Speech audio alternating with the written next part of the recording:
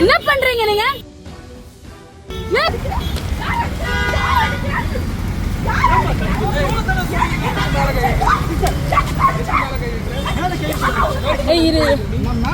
நீங்க கை வச்சுங்க.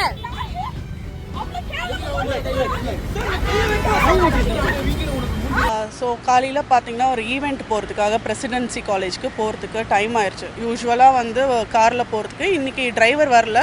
ஸோ கேபில் போகலான்னு போனோம், கேபும் கிடைக்கல. அவசரத்துக்கு ஒரு ஆட்டோ எடுத்தேன். ஸோ ஆட்டோ எடுத்துகிட்டு இவங்கள அந்த வேலை பிக்கப் பண்ணிட்டு போனோம். ஸோ அவங்க ஆட்டோ எடுக்கும் போதே அவர் வந்து பார்த்திங்கன்னா மேப் ஆஃப் பண்ணிட்டார். சரி ஒரு வேளை ரூட் தெரியும் போல இருக்குது, அவரே போயிடுவாருன்னு சொல்லிட்டு நாங்கள் அமைதியாக தான் போயிட்டுருந்தோம். இவர் இங்கே என்ன பண்ணிட்டாரு, தேனாம்பேட் சிக்னல்லேருந்து டுவர்ட்ஸ் எஸ்ஐடி காலேஜ் வழியாக போக ஆரம்பிச்சிட்டாரு. ஒரே ரோடு டைரெக்டாக போயிருந்துருக்கலாம். நாங்கள் ஏன் இவ்வளோ சுற்றி போகிறீங்க அப்படின்னு கேட்கும் போது, நீங்கள் வாங்க நான் கூப்பிட்டு போய் விடுறேன் அப்படிங்கிற மாதிரி ரூடாக தான் பதில் சொல்லிட்டு இருந்தார். சரி நாங்களும் எதுவும் பெருசாக கண்டுக்கல. போயிட்டே இருக்கும் போது ரொம்ப ரேஷ் டிரைவிங் பண்ண ஆரம்பித்தார். எதிர்க்க வர வண்டிக்கு ஆப்போசிட் லேனில் எல்லாமே ஓட்ட ஆரம்பிச்சோன்னா எனக்கு கோவம் வந்துருச்சு. 2 பேருக்குமே கோவம் வந்துருச்சு. ஒரு பள்ளத்தில் போய்ட்டு டப்புன்னு போட்டார்.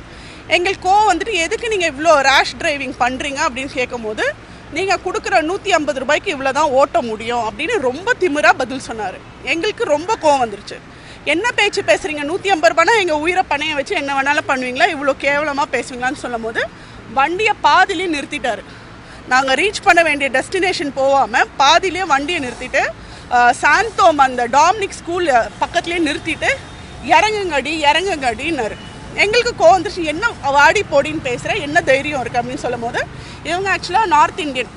அவர் என்ன நினச்சிட்டாருன்னா, நானும் வந்து வெளியூருன்னு நினச்சிட்டு என்ன ஊர் விட்டு ஊர் வந்து இங்கே ஆடுறீங்களா, சீன் போடுறீங்களா அப்படின்னு ரொம்ப தகாத வார்த்தைங்களே எங்களை பேச ஆரம்பித்தார். என்னை பற்றியும் என்னோட ட்ரெஸ்ஸு பற்றியுமே பேசினார். எனக்கு ரொம்ப கோவம் வந்துருச்சு. நான் இறங்க முடியாது, போலீஸ் வந்தால் தான் நான் இறங்குவேன். நான் ரொம்ப கத்திட்டு இருந்தேன். சைமன் டென்னிஸாக நான் 100க்கும் அடிச்சிட்டு இருந்தேன். ஸோ இவங்கள வந்து காலில் போட்டு டோர் வச்சு டொம்முன்னு அடிச்சார். எல்லாமே வீடியோவாக ரெக்கார்ட் ஆகிருக்கு. நாங்கள் என்ன ஒரு வேலை பண்ணோன்னா, நான் இவ்வளோ வீடியோ ரெக்கார்ட் பண்ண சொல்லிட்டேன் எங்களோட சேஃப்டிக்காக.